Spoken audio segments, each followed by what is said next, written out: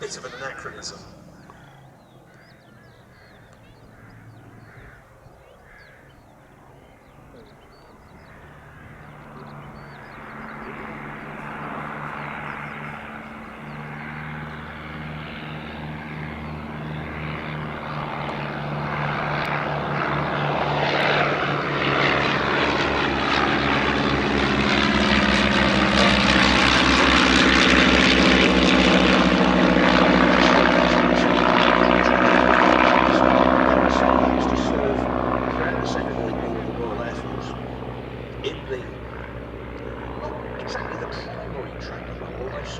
Some pilots did start on Magisters ab initio.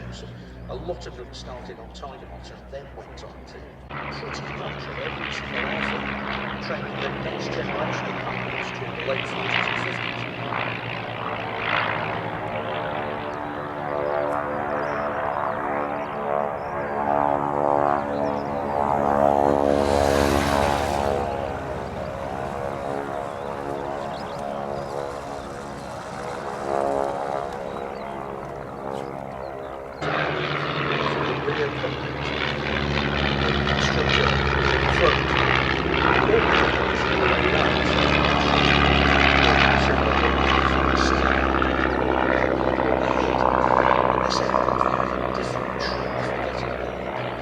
Attention when it wasn't listening or he was overwhelmed, then take the mouthpiece of the gospel tune and stick it out in.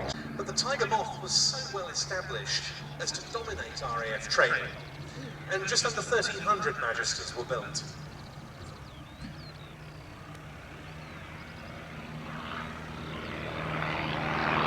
As is now quite well known, along with Tiger Moths,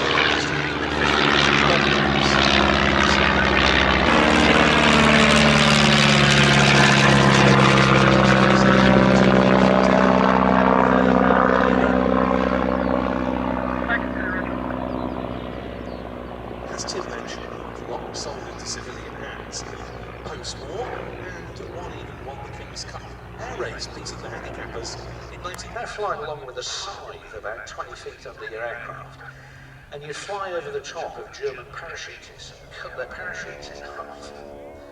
Now, first of all, being able to do that, well, that's quite a trick in and of itself.